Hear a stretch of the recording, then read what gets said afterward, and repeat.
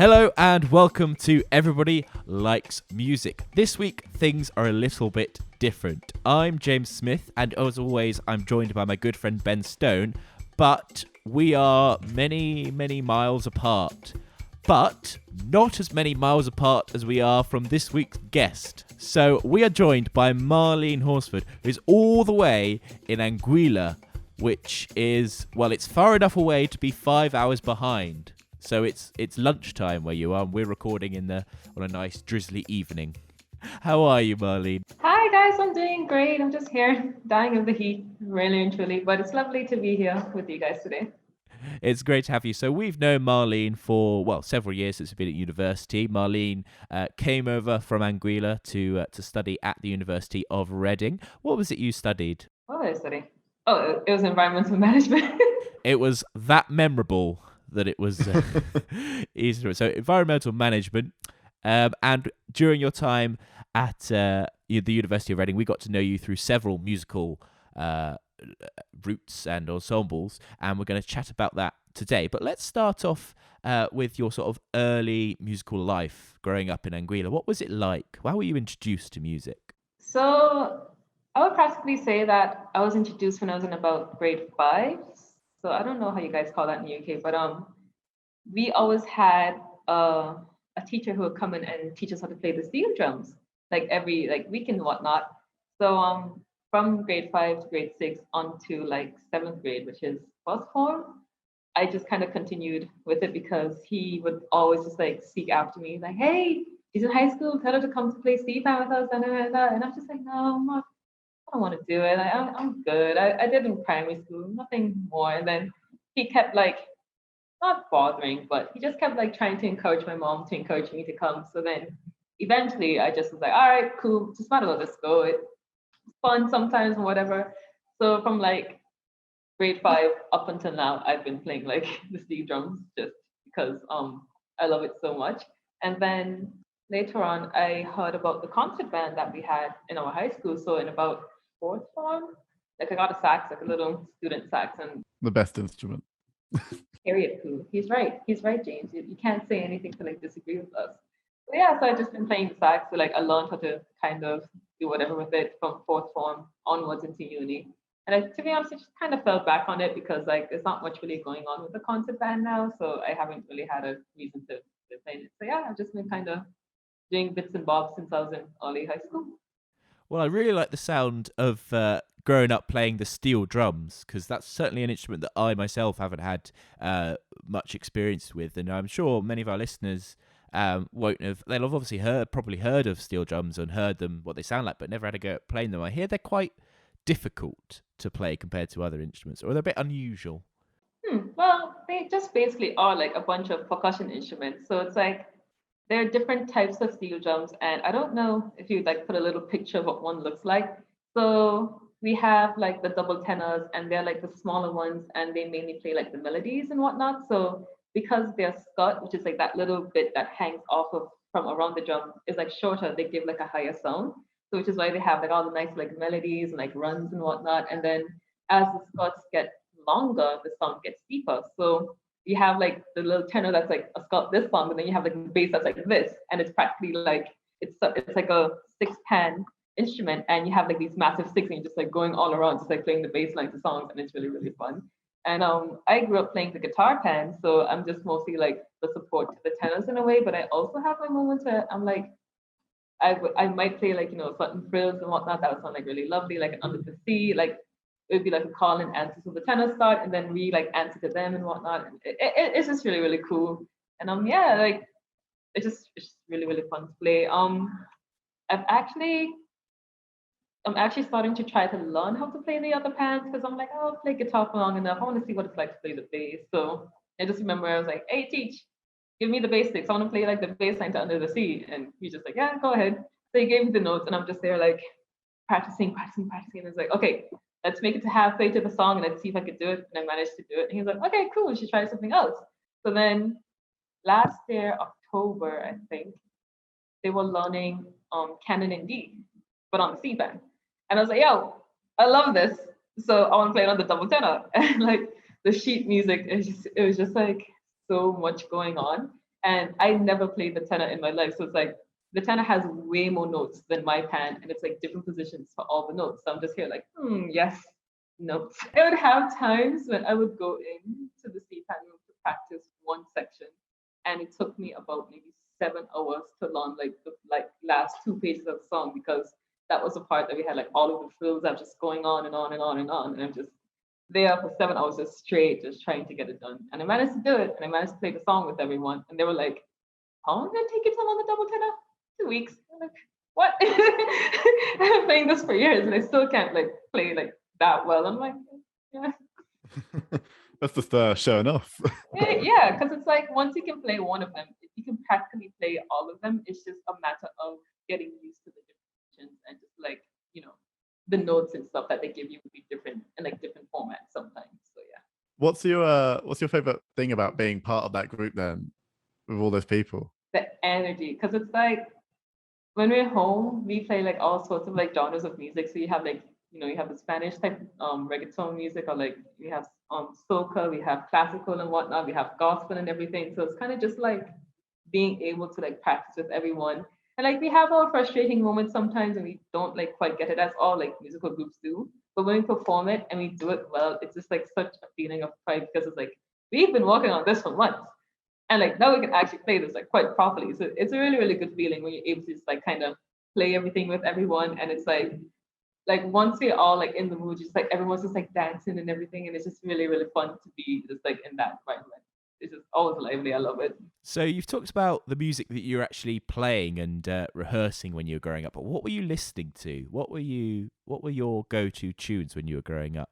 Basically, music that I would listen to would just kind of be like what people around me would listen to. Like I never really sought out like my own songs that I would be interested in. So one of the songs was Waiting for the End by Linkin Park. So my brothers adored Linkin Park growing up. Like I always had to listen to it with them while we were growing up. And for some reason that song was just one that like stuck with me the most throughout the years. And it's like, I don't know, I love Chester Bennington, may his soul rest in peace. And Linkin Park is just like such a cool and like dynamic band and everything, like the way they have like, the different styles of music that they have. So I really, really, really enjoyed listening to that. Another one was um When You Were Young by the Killers. So funnily enough, that one comes from Rock Band. Have you guys ever like heard of that game? Yeah, Yeah. So back in the day, like way back, I was probably what, 8 to 10. My siblings and I, we got a set. So every weekend we just be bashing out tunes on Rock Band, and it's like I would be the singer, my brother was on the drums, my other brother was on the bass, and my little sister was on like the guitar. So we just be playing songs all day, and I really, really, really loved to play When You Were Young, because it's just like, I don't know, the line that's just kind of, he doesn't look a thing like Jesus, but he talks like a gentleman. Like you imagine when you were young. I'm just, it just always like made me feel like, oh, like, oh, like my boyfriend doesn't have to look like Jesus as long as he's nice to me. Like a little girl kind of growing up with those songs and whatnot. And anime songs, because I watched a lot of anime when I was in high school, so I always just like had a like kind of affinity to just like download it, whichever like anime open I love the most. And this is a bit more recent because anime came out a few years ago. So there's this song called Spark Again by this, she's quite a popular like anime like song artist called Ema. And I don't know, the anime that's for is just like so like upbeat and lively, and it's about like firefighters trying to like, find the reason for human combustion and whatnot. So like every time I watch the opening, I'm like, yeah. It's like every time it comes on, I just get really, really, really pumped, and I'm just like, oh my god, this is like amazing. I love it so much, and I would just like listen to it like days and days on end. And another one that I really quite like, which is a bit recent, I actually heard it when I came back home, like when I like while I've been home this last year, and it's called Overdue, and it's originally a soca song, but then this DJ was like, why not make it zouk?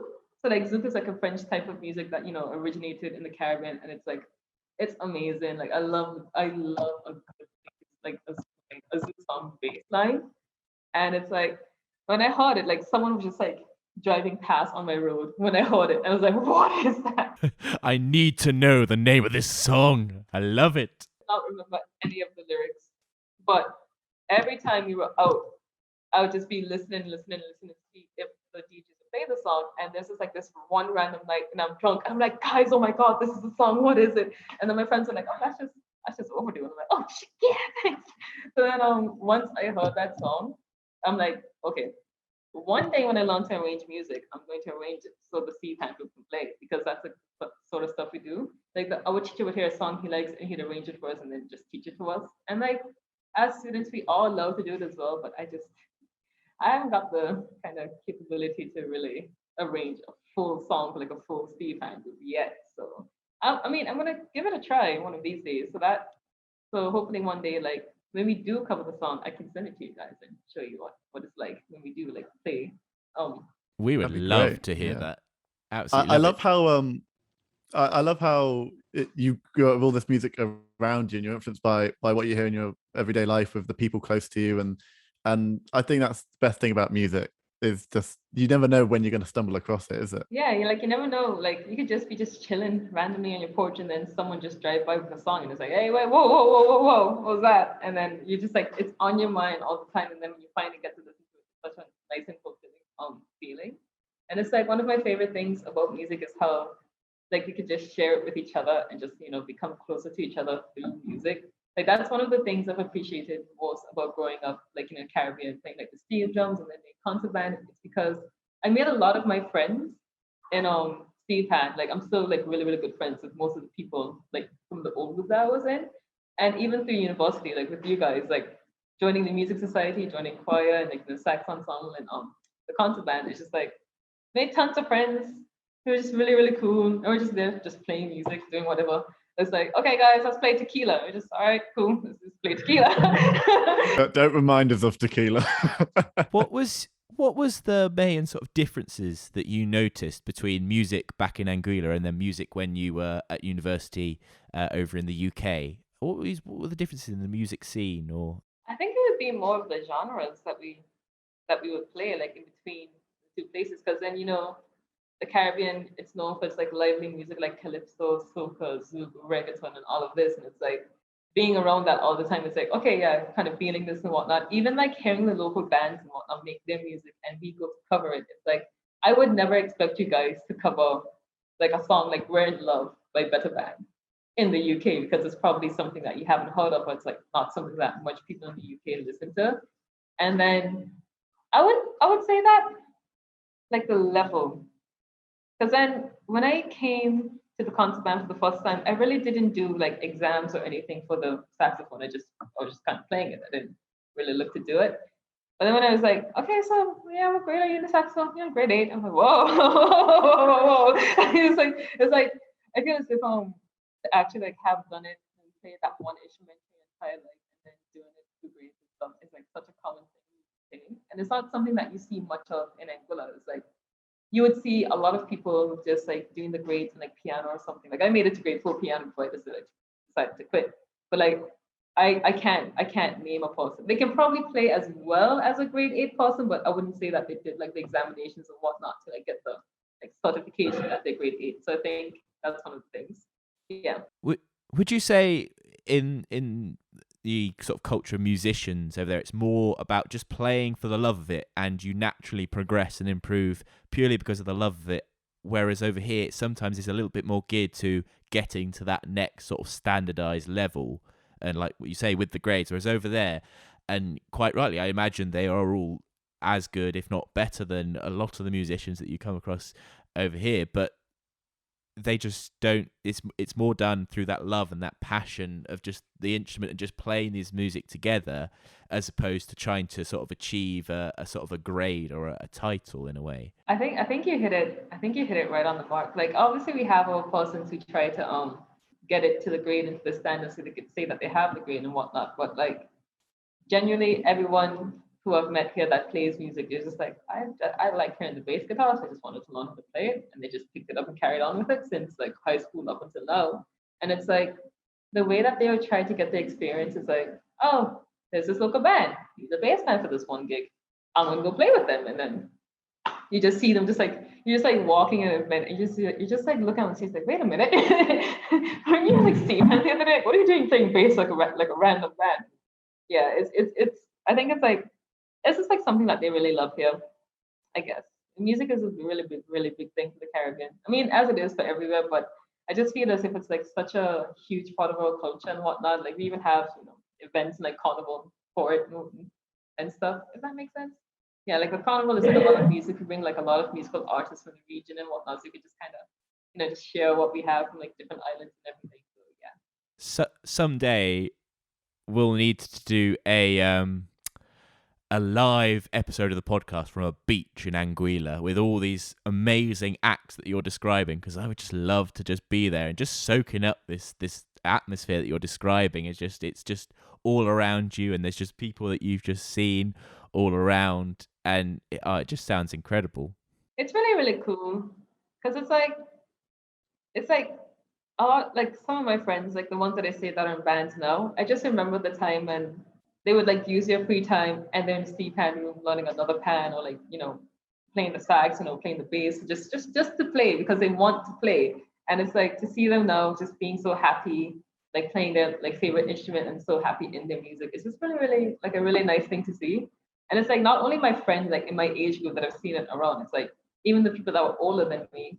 Like I would just remember the times and I'd be like, hey, what are you up to today? Oh yeah, I gotta practice the drums or whatever, just to like see how we could do this and whatnot. So you can really tell that the musicians who take it seriously, that they really do enjoy and love their craft, and it's really inspiring. Absolutely. I think it's most inspiring music when you know the person doing it is putting their heart and soul into it, and they're not just doing it for the sake of doing that music. I completely get that. So you've talked about sort of the songs that you grew up listening to.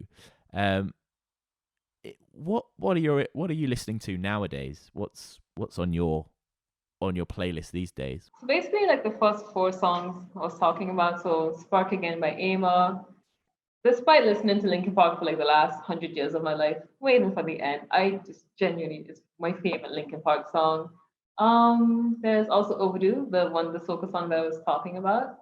There's also, let me see if I can remember, When You Were Young by The Killers. Like the song just like randomly appeared on my playlist the other day. I'm like, oh my god, I can't believe I almost forgot about you, my love. Like, how could I? And then another one was Swans by, I don't know how you pronounce the name, Blenevan? Yeah, I looked at the name. I thought Blenevan. Blenevan, whatever it is. I don't, yeah, I can't remember how I came across this song. I don't know if it's from like one of my friends in uni who just had it on while I was around, and I was just like, oh my god, this is amazing. But the thing about that one song of Blenevan is that when I went to go do like an eradication project on like far away distant island, I had no service, no internet, nothing. And it's like at night it was just always so quiet. So you could always just kind of hear like the instruments and like doing the instrumental part of the song. And it's the bass. The bass. I fell in love with the bass line of that song so much. Like I would just play that song for like hours and hours and hours until I fell asleep. So yeah, those are five songs. I can probably think of a couple more that I would be listening to nowadays.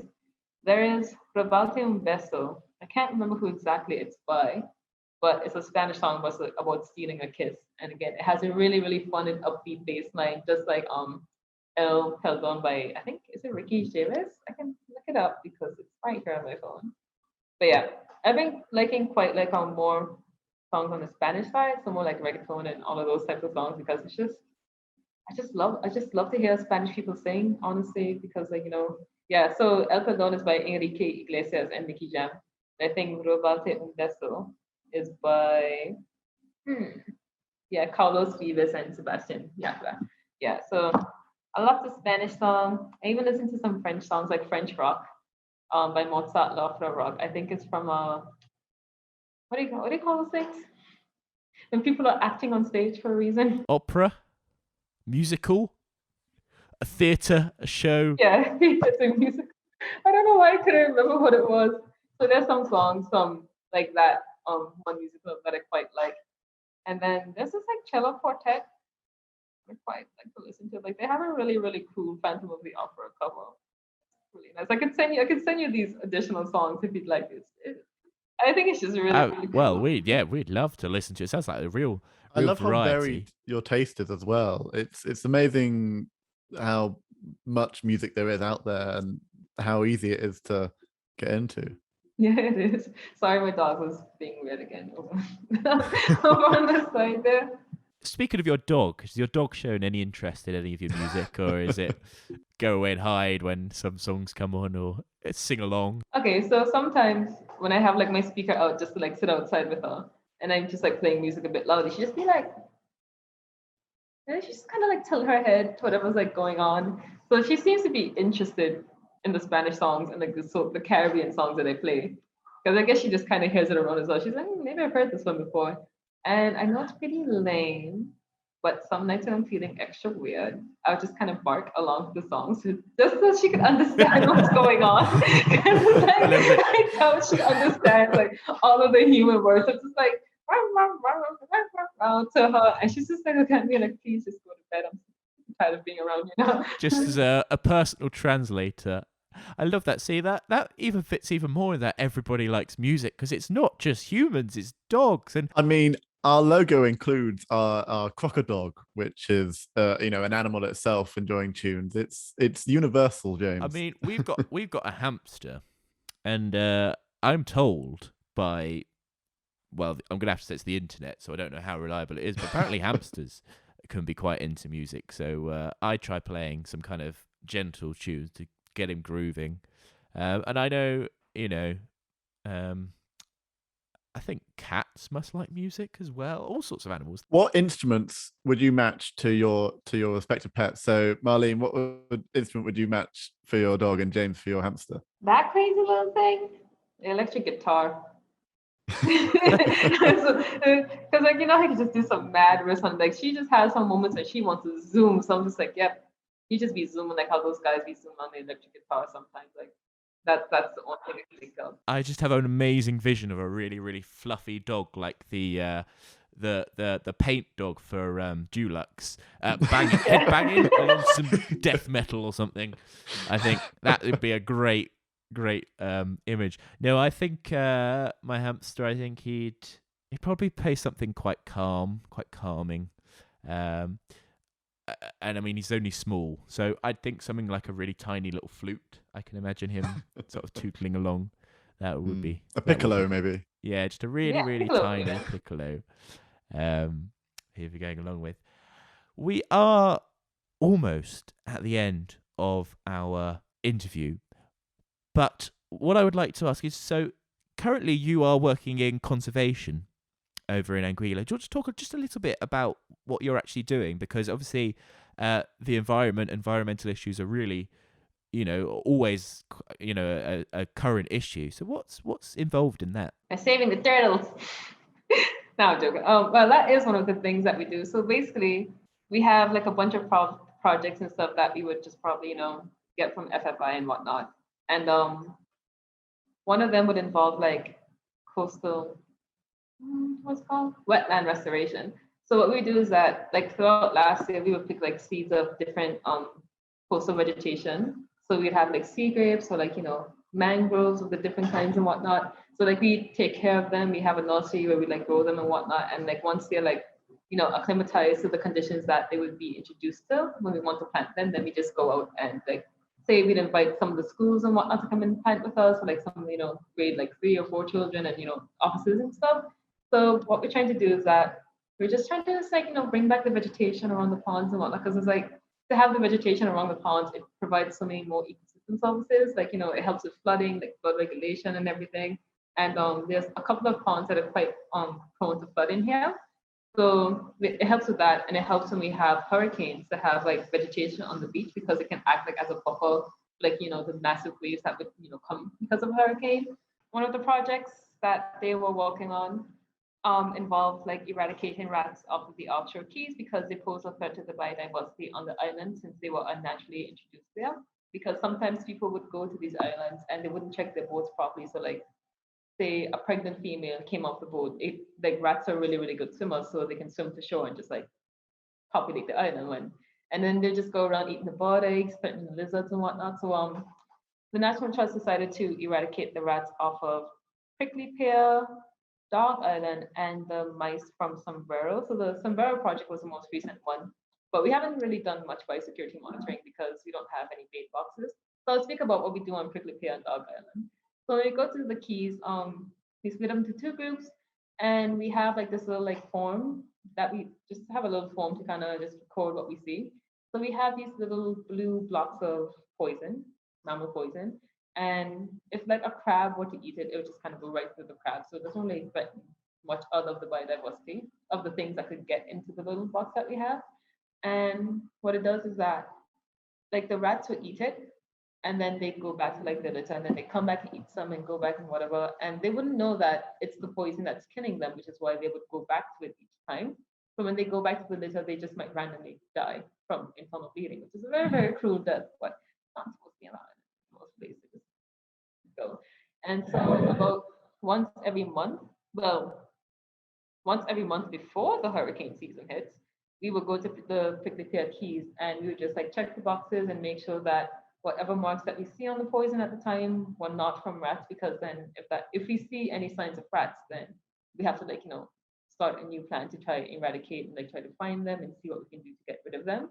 And while we're on the offshore keys, we do sea turtle monitoring because during this time, a lot of sea turtles come up. So there are three main species of turtles that come to Anguilla. We have the leatherback, hawksbill, and the green sea turtle, and they would come back to nest on the beaches. And the cool thing about sea turtles is that they always come back to nest on the beach that they were born on.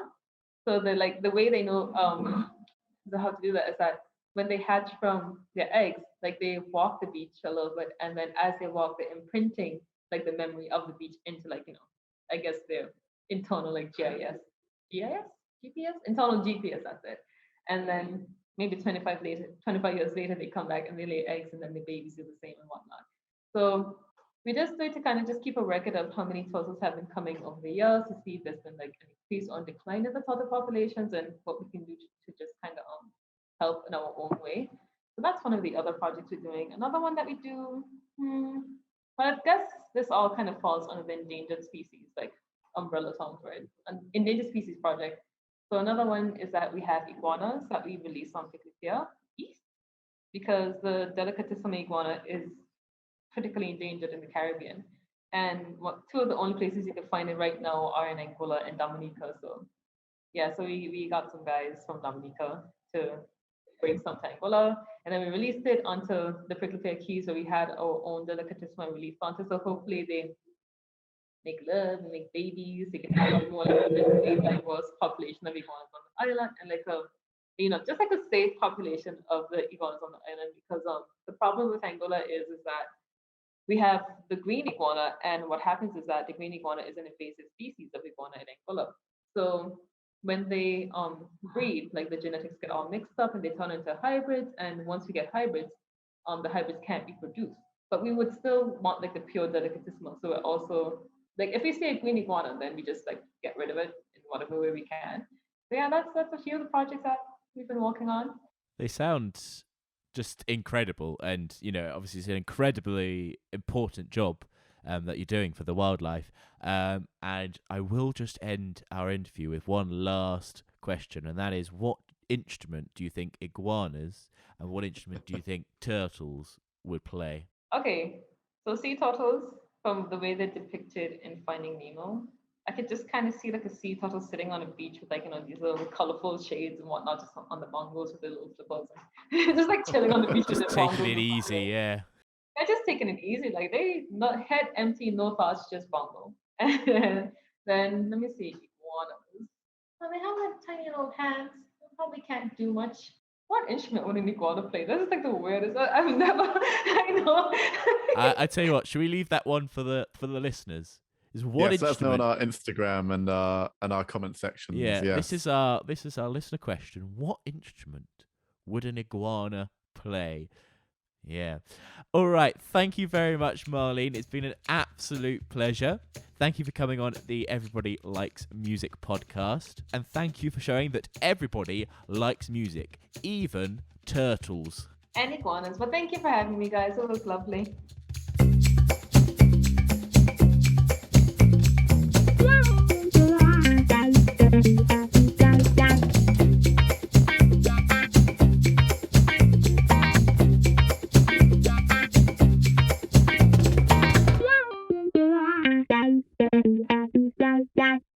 If you enjoyed that episode of Everybody Likes Music, then make sure you hit the subscribe button below.